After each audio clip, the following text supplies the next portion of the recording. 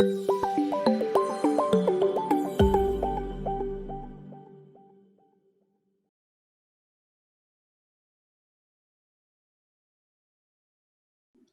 and welcome. My name is Eleanor Goldstein, and I'll be moderating today's discussion. At First Service Residential, we provide board members like you with helpful resources to support the important work you do. Our goal is to make your life easier. That's why we've launched this new series we call the Board Brief. We'll give you great information and share practical strategies in short videos that you can watch on demand, whenever and from wherever you want. In this segment today, we'll discuss budgets. Rising costs are top of mind for every condo and community association board member. Everything costs more these days: wages and health insurance for property staff, supplies and materials, insurance premiums. So what are communities going to do about it? We've surveyed the communities that we managed to find out. Here's what they had to say. 74% have had to postpone projects. 58% can't get the materials they need to operate, and 14% can't afford those materials. We're going to dig into this a little bit further, but first let me introduce our panel. Kim Pinillos, Vice President at First Service Residential. Thank you. Good morning. Good morning, Kim. And Andrew Zaraleta, Regional Director at First Service Residential. Thank you for having me. Good morning. Thank you both for participating. So Kim, rising costs, the lack of goods and supplies, let's talk about how they're impacting community associations. So thank you, Eleanor. Some of our associations are, as we know, struggling to keep costs reasonable for the unit owners as well. And one of the things that we're seeing as a result of the recent legislation is that communities can no longer put off projects, capital projects that perhaps they intended to put off another year or two. They can no longer do that. So one of the things that we're doing with our associations in conjunction with their engineers and design professionals is helping them to obtain financing through First Service Financial to manage those large projects and get longer term financing so that it becomes more affordable for the residents. And Andrew, what are you seeing in the communities you work with? Well, we're definitely seeing communities wanting to push off projects into 2023 and possibly 2024 because of the rising cost of labor and the products itself. We're seeing that associations want to try to bring a lot of these projects in-house, but as Kim stated, there's going to be a lot of different projects that are going to be now mandated by the state. And I would definitely implore all associations that you want to use a professional, a license insured for a lot of these projects, and don't bring them in-house as much as possible, but kind of try to triage and figure out what you can do in-house and what you need a licensed certified contractor for.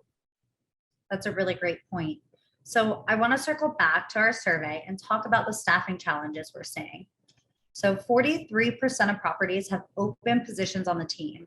That's critical. Open positions mean your residents aren't getting that service level that they're used to. And we all know that can lead to resident dissatisfaction. 17% reported that they can't afford the staff they need because wages are so high. And 7% had to cut positions. Again, fewer people will impact the service levels at your homeowners that your homeowners expect. So Andrew, how are communities working through the increased labor costs? It's a great question. A lot of the boards that we're working with right now are very understanding with the crisis we're going through in terms of the labor shortage. What we've seen is associations been more willing to do like quarterly retention bonuses.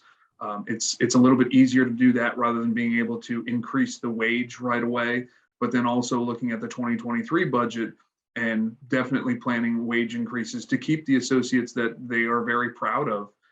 Another thing that we're trying to do in conjunction with associations is culture enhancements on the property. Some associations are very open to employee of the month and doing lunches for the associates. And we even have an association here in the Tampa Bay area that the manager reached out for positive communication of people that have had great interactions with staff members, share that and then they have a luncheon and they get to hear all these great stories of how we've given great service and what kind of impact that's made on some of the residents. That's really great.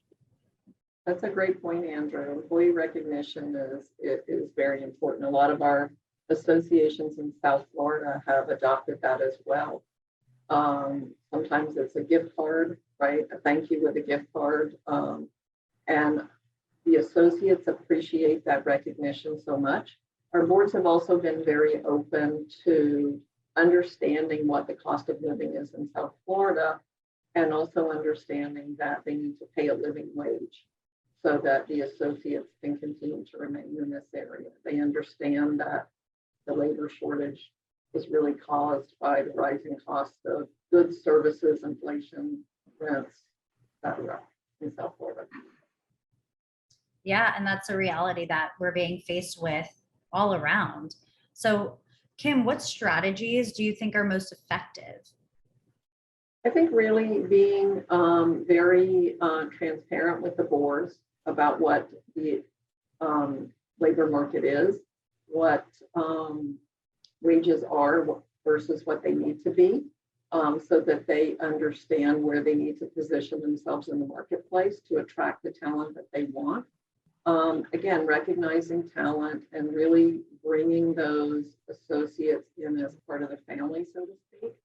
The other thing that we've done is where we have labor, where we've had shortages, we certainly don't want to have service gaps and don't want our residents to feel that. So a lot of our team members have offered to take on additional shifts, split shifts sometimes, so that we still continue to provide service excellence and our residents really don't feel like. Thank you. Thank you for sharing that perspective. So is there anything you're seeing that perhaps communities should avoid, some risks that they should know about? So I think that, we still want to continue to maintain service levels in the front of the house, but we also want to continue to maintain those service levels in the back of the house. So cutting maintenance staff sometimes it is not the wisest choice. We do need to make sure that our equipment is maintained. Evaluating contracts is an excellent opportunity to decide if you really need a contract. Perhaps it's a want, not a need. And so some associations have chosen to discontinue some contracts that aren't necessary to the operation of the association. I know Andrew is seeing some of that on the West Coast as well.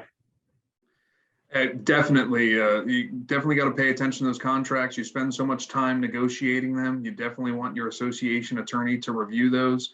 Pay attention to any type of escalator clause. There could be a service they're providing you this year that's cheaper, but they're going to increase it year 2, year 3. Paying attention to that, and then exactly what Kim said in terms of labor. Have the open dialogue with your association. There's going to be a lot of people out there that they want the front desk. They want to pay to keep their front desk, their maintenance, their housekeeping, all of these associates that I think sometimes in a vacuum can seem expendable. But if you talk to your residents, I think you'll find out that a lot of them would pay the additional money to keep their good associates that they enjoy seeing every single day. Yeah, those are really great points. So, Andrew, how do you think communities will account for rising costs in their budget next year? Well, like we previously stated, in terms of definitely bidding out contracts, trying to figure out are there services that are imperative to the association? Are there ones that they can go ahead and find a cheaper rate? Maybe they're not getting the best of service, or maybe they're just getting average service. But also using the First Service Residential benchmarking guide to help them guide what's the best price in their market. Also using the bulk cable that First Service Residential has negotiated in terms of a national contract. There's both savings and revenue there for the association. Elevator contracts. There's also small things that a lot of people wouldn't consider is, adding a vending machine. Do you increase the price on renting the clubhouse or the social room?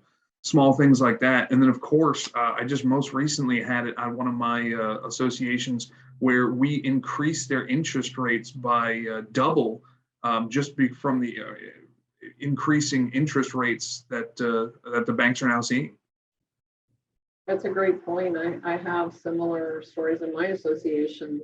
The rising costs do have some benefit to the association in terms of the rising interest rates. So a lot of our associations are seeing significant gains in their interest rates, which will be accounted for in their 2023 operating budgets.